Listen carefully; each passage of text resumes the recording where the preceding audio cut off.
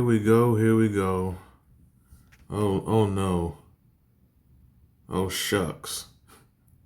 Oh heavens no. Um, I made this video. I want to say it was it 2023, 2022, 23, maybe 24, but it never ends. It can't end. And my new wrestling channel, which you're on, XDN Wrestling, the problem is persisting. Now, as I record this, SummerSlam 2026 just took place, and they're still doing the same monotonous booking. They're still pushing CM Punk as the world champion. They're still trying to force Cody Rhodes down your throat. He's a mid-carder. But his wife, man, Cody Rhodes' wife, man, hit the like button for Cody Rhodes' wife. The only thing good about Cody Rhodes is his wife. Some nice brown sugar. That's something to me. Can you see this? Brown sugar, Cody Rhodes' wife. But probably can't. And this is another new style I'm doing to this channel is, I don't know how to make the damn screen bigger, but reacting to my classic work. And I said this company's biggest problem in 2022, 23, their biggest problem the day they started Roman Reigns' heel turn, made the bloodline, is they don't know how to end it. They're running this is a good storyline. Now, years ago, you don't hear people saying this no more, but years ago you had these marks talking about the bloodline is the greatest storyline in wrestling history. Great, where are those people now? Where are those people now? This is the greatest storyline ever. No, it's not. It's the best storyline they had done in many years, but a lot of these miggity marks, these groupies, they have this prisoner of the moment thing where whatever's current is the best thing ever, and you see it all the time. But I don't hear no one saying the bloodline is still the best storyline ever. I haven't heard that being said by these marks in 3 years. I like to hit Cody Rhodes. I like to hit his wife. Not like that, but like that. Not like that. Not like that, but like that. So we're gonna react to this. The company's doing the same old thing. It's becoming like, well, first of all, it's no comparison to the NWO, but it does compare as far as they don't know how to end it the same way Bischoff didn't know how to end the NWO. When you get to the point in '99 where Vincent and Bryan Adams are having speaking roles, that one Nitro in '99 when like the whole show is Vincent is leading the NWO. What? Kevin Nash. Kevin. Maybe Kevin Nash is booking this company. My buddy Paul. Paul. He asked me to help with the booking. So anyway, let's react to this. I made this video. This is like 2, 3, 4 years ago. World Wrestling Entertainment has a major problem. They have many problems, but let's just stick to this video. And the major problem is a problem they created. If you look at wrestling since April 2001, every year since then, the television ratings have decreased. The quality of the show, the company, decreased. The quality of the wrestlers, decrease. These are facts. Hit the like button. The most important thing about a wrestling company, wrestling show, is drawing money. The way you draw money is storylines, not moves, not matches, not even who you have signed. You could have an all-star roster, but if the writer or booker can't come up with anything, it does not matter. Facts. In recent years, they turned Roman Reigns heel. I don't want to go through his whole backstory. They turn him heel. They put the Usos with him, Paul Heyman with him, every belt on him, just pushing him to death. Speaking of Paul Heyman, I'm so sick of Heyman. Okay, I loved Heyman for what he did in ECW. I think, once again, these marks, ever since Heyman came back in 2012, Heyman is the best manager ever. I'm sorry, were you born in 2006? Paul Heyman is nowhere near the best manager ever. It's Heenan and Cornette. And if you know me, you know I can't stand Cornette. But when it comes to television characters, Cornette is clearly the second best manager. is Heenan and Cornette is the top two. You know, Grand Wizard, who he was a fruity man, but whatever. I guess he swallowed after the show. And you know, Lou Albano, who's a stumbling, fumbling, bumbling drunk, who had didn't Lou Albano have like rubber bands on his face? Well, I never understood that. What is that? What? You know, Jimmy Hart. I'll never speaking of marks, I'll never forget when that idiot Wade Keller. Wade Keller had some like podcast, and I remember somehow I stumbled upon it. And on his podcast, this was years ago, he was like, Jimmy Hart wasn't a legend. Jimmy Hart really wasn't never that good. It's like, what are you talking about? But Wade Keller, he probably like Grand Wizard because he swallows too. But I'm so sick of Paul Heyman, man. He wearing the same Steve Harvey suit every week for 15 years. He looks like Alfred Hitchcock. It's like, Paul Heyman, you're around Brock Lesnar, Roman Reigns, the Usos. Why aren't you in better shape? Like, imagine you're around Brock Lesnar all day. That don't motivate you to do one sit up. You don't want to jog in place. You don't do wall push-ups.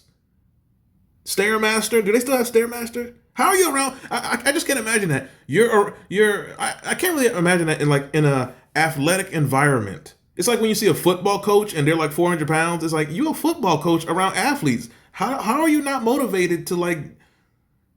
Do they have Stairmaster? But I'm just sick of Heyman. But let's continue. To death, nothing has changed. He's just a heel. This bloodline storyline is so overrated, but let's not get into that. The acting in it is so corny and cheesy to me. I don't understand people, you know, Paul.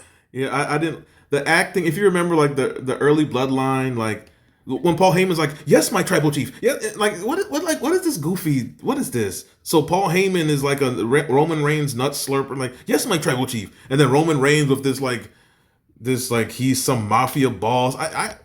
This storyline is so overrated. Was it a good storyline? Yeah, like the first like year and a half, it was there was some good, but I thought it was a lot of cringe in it. But compared to all the other compared to everything else they've been doing, this is the best storyline. But this is not an all-time great storyline. It's not. It is not. But whatever. Paul Heyman, who is a troll and a carny, talking about Roman Reigns acting is like Marlon Brando. That's Heyman did say that back then. This is the thing I don't like about Heyman. Heyman will do interviews, but he'll be in character. It's like MJF. Like, it's kind of funny, like, one time, but when you do it for years, it's not funny. So Heyman, he does interviews with, like, IGN or whoever, but he'll be in character. So he'll be like, Roman Reigns is the greatest champion of all time. He's the biggest draw of all time. He's talking like he's in character. It's like, I might have to do a video. Is Paul Heyman the biggest sellout in wrestling history?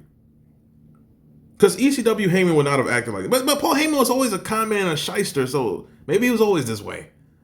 I miss New Jack. Speaking of powder. That's like saying James Harden is like Michael Jordan. But okay. No.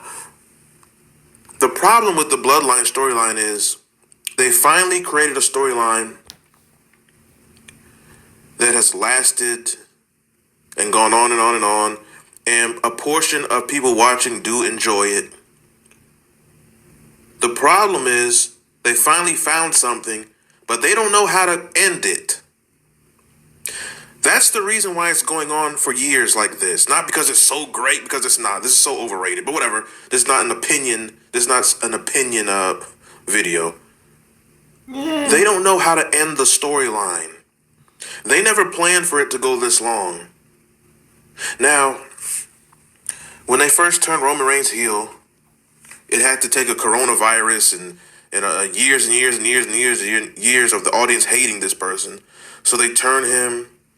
Then they put Heyman with him because they just have this hard-on for Roman Reigns. If we're going to have him, we're just going to push him to death. So let's give him a faction, every belt, like I said, Heyman, everything. Beat Brock Lesnar. Going to push Brock Lesnar and him 1,000,000 times. I'm sure they'll do it again. Who wants to bet that in the next 2 years, they'll do Roman and Lesnar again? Who wants to bet that one? At the time of this recording,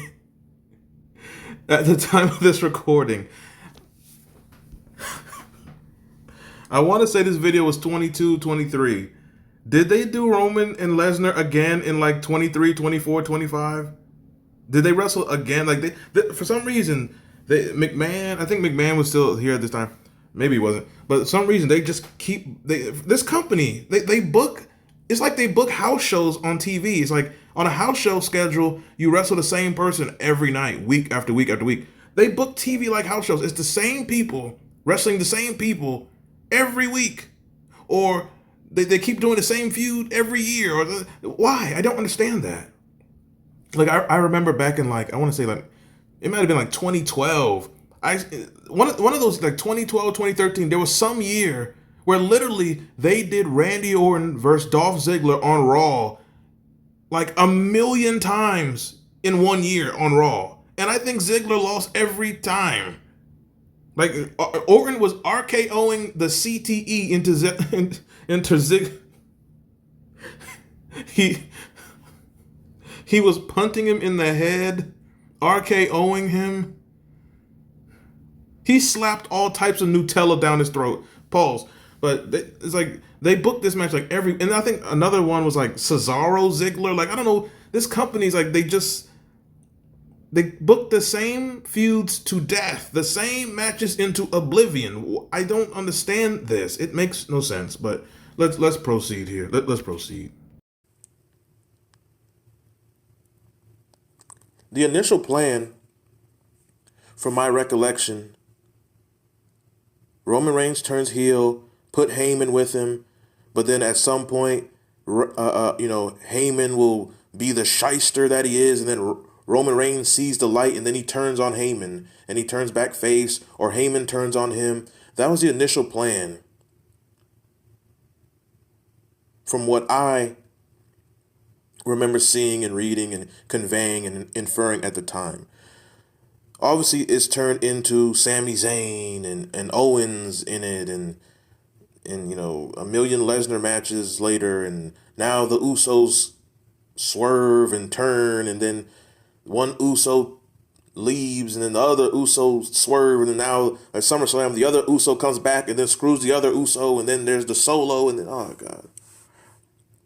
A lot of people I'm seeing, they don't understand why did the Uso brother turn on the other one. That made no sense. Well, that's what happens when you have a storyline that's going on for on and on and on and on. You don't know how to end it, so you're just doing nonsensical swerves. Hit the like button, share this video, subscribe to this channel. Go watch my past wrestling content, Wasted Potential, the Hidden Beef series, more to come. That's what Paige said. So the next idea was, well, Cody Rhodes will beat him for the belt, which that wasn't going to happen because Cody Rhodes left. They got to get their payback on him, so he became a jobber at WrestleMania, whatever. Then there was idea, well, what if Sami Zayn beats him? And then great. So no, they had ideas, but like, no, they had ideas, and no, they're very like,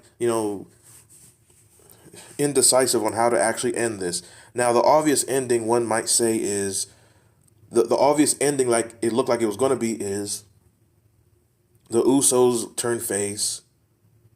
They do this match.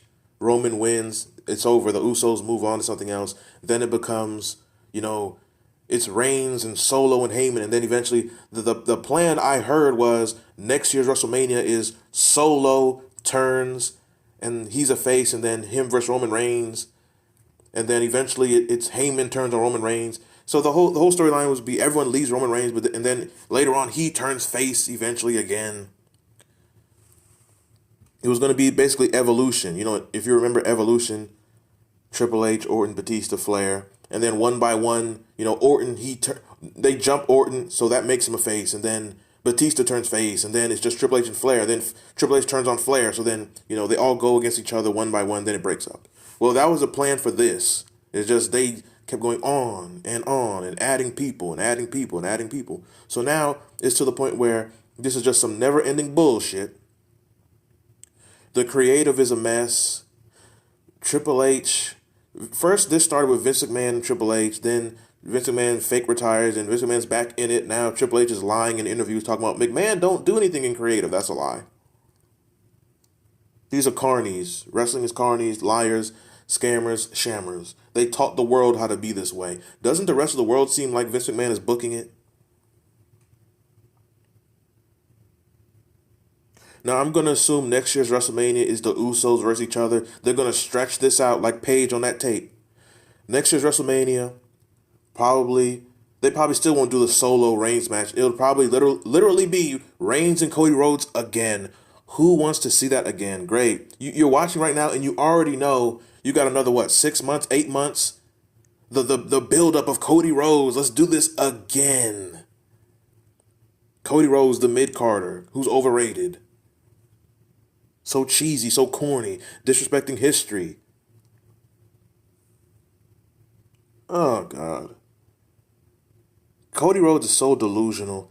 In his mind, listen, they're giving him his own documentary. Why? Who's watching it? The wrestling audience is dead. You have 1.7 million people watching a show. Who's going to watch a Cody Rhodes documentary? Who? It's Cody Rhodes. He's not a top star. He's not iconic. He's not a legend. He doesn't possess charisma. He's a mid-carder being over-pushed. I don't know how he even got this push. Who in this company is suffering from CTE and they're confusing him with like Austin or Rock or Cena or Flair or something that he's getting this monster push? How? What is so great about this person? Somebody let me know. And if he's that great, why is he not drawing a higher rating? If Reigns in the Bloodline is so great, why is it not drawing ratings? The SmackDown rating is up and down, but it's right in that. SmackDown is everywhere, is a 1.8 to a 2.2. On Fox, in prime time, they're promoting SmackDown during NFL games and is struggling to do a 2 on Fox. So if this is so great, why is it not drawing? Why? Why does Roman Reigns have them horse teeth? He has them nori drink champs teeth. Why do all these Hollywood people get these fake, overly white, prosthetic teeth? It's like, Jesus Christ, what the hell? Everybody got these big white buck teeth now. Why? They don't even fit your mouth. He would chomp down on Paige's uterus and it'll explode. Pause. But they don't know how to end this storyline. They don't know how. They might draw this out to next year's SummerSlam. Next year's what I'm figuring, what I'm hearing, what I'm inferring is next year's WrestleMania is gonna be Roman and Heyman. Roman with Heyman in his corner versus Cody Rhodes again. Cody Rhodes finally wins. Oh, God. And then next year's SummerSlam is Roman Reigns in Solo. Now, once again, this might change to this year's SummerSlam. You know, this year's SummerSlam was the other Uso turns on the other one. No one saw that coming because you don't expect that because it doesn't make sense. You know, a swerve is not, well, no one will see it coming, so let's do it. No, a swerve should make sense. A swerve is not illogical. A swerve means people don't see this coming, but it actually makes sense. What is the sense of this? They don't know what to do, so now they're just doing shit. Now, Paul Heyman, who does have his hand in this storyline, they're not going to let him control it because they don't like the small hat Heyman. But, and as good of a booker as Heyman was in ECW and in the early 2000s for SmackDown, Heyman was also known for doing swerves for no reason. Russo, Heyman, McMahon, all bookers at some point start doing swerves just for the hell of it. So this might have been his call. I don't know what it is.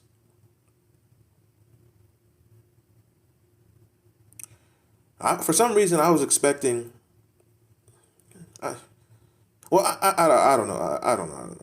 I was expecting some sort of Bray Wyatt. Somehow they put Bray Wyatt in this storyline. I don't know. That might be coming up soon because they brought him back and Bray Wyatt been a disaster. Oh my God. Now, if this was being handled by a smart person, the obvious person to build up to beat Roman Reigns, I would make this at WrestleMania maybe.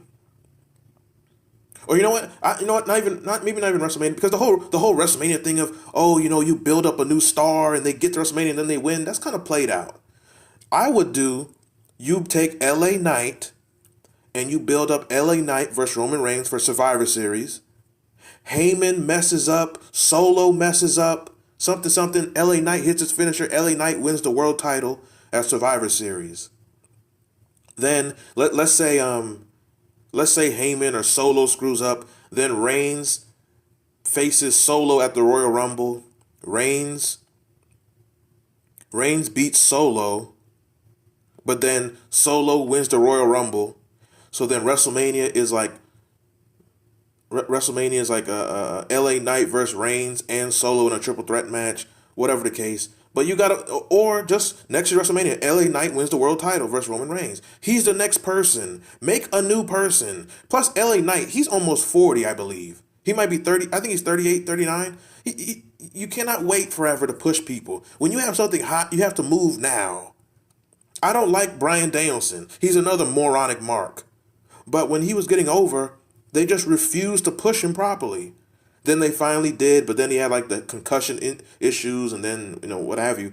But you cannot wait on things. This is in life in general. When something's at the moment, you have to take that moment. You cannot keep waiting, or you cannot kill something. LA Knight has the most momentum. He's getting over. He's the best talker in the company. He's the best talker in wrestling. Him, CM Punk, and MJF, the three best talkers. Ricky Starks put him in there too. You have to take advantage of LA Knight right now. If they want to take the route of next year's WrestleMania's LA Knight versus Roman Reigns, okay, LA Knight, he won some Slim Jim joke battle royal, but I wouldn't even waste my time putting the Intercontinental. Don't put no mid-card titles on him. Let Walter be the Intercontinental Champion. Don't put no titles on LA Knight. How you build him? Bring back Randy Orton. Randy Orton comes back as a heel, and LA Knight beats Randy Orton on pay-per-view. Just have him beat people up the card. Have him beat Drew McIntyre one pay-per-view. Have him beat Orton. Have him literally climb the ladder, beating everybody to Roman Reigns. But they're gonna mess this up. Have him beat up Cody Rhodes. Have Cody Rhodes turn heel. LA Knight, you're trying to steal my moment. All that emotional, corny shit. Sacrifice Cody Rhodes' stinking ass. LA Knight is the man to go with. I don't know where Killer Cross is. LA Knight and Killer Cross should be the two most pushed people in this company. They got the most all-around ability. The most all-around charisma, talking, presence, in the ring, out the ring. They're great. Witty, clever, creative. Now they are saying because wrestling is full of a bunch of sensitive, moronic marks. So there is reports backstage that LA Knight does rub people the wrong way sometimes. In other words, he speaks up for himself. They want you to be a puppet. See, when you're an independent thinker, when you think for yourself, when you're a man's man, when you say what needs to be said, these soft people label you as hard to deal with. In other words, they won't do our ideas, and they keep telling us our ideas are not good. Great. That's what the entertainment world is. That's what this world is. I'm sorry. Some people have bass in their voice. Some people have hair on their chest. Most people don't want to be followers. Well, maybe they do. But some people are not followers. But this bloodline storyline, to me it was interesting at the beginning. Reigns turns heel, put him with Heyman. They put the Usos. I thought they should have did something like this years before they did it. I remember when the Reigns was being booed. I remember thinking they should have turned him heel like most people turned him heel years ago and put the Usos with them because everyone knows their family. But my idea was like 2015. I was saying this 2015 to 2016. I thought they should have turned Reigns heel, put the Usos with him, take the goofy face paint off, put the Usos with him, and then put Tamina as the woman. To this day, Heyman, he doesn't even look right with them. There's no chemistry there. But they were just going to put everything they could on Roman Reigns. The absurd, blasphemous commentary talking about this God mode. These honkies in wrestling, they love to commit blasphemy. Oh, they love to ridicule the Most High, and they love homosexuality, and they think death is funny. Never forget, McMahon used Eddie Guerrero's death as an angle. If Stephanie dropped dead, would he use that as an angle? But no, he'll use everyone else's death as a funny angle. Vince McMahon, this bastard, he sued Owen Hart's wife. I mean, Jesus Christ. Out of disdain for Vince McMahon is a reason not to follow this company. And with that said, hit the like button, hit the Cash App. If you have a requested video, a rant, whatever, hit the Cash App, leave a note. Check out my other channels, this is my sports channel, my music review channel, my music channel, my gaming channel, and how will this bloodline trash end? That is it.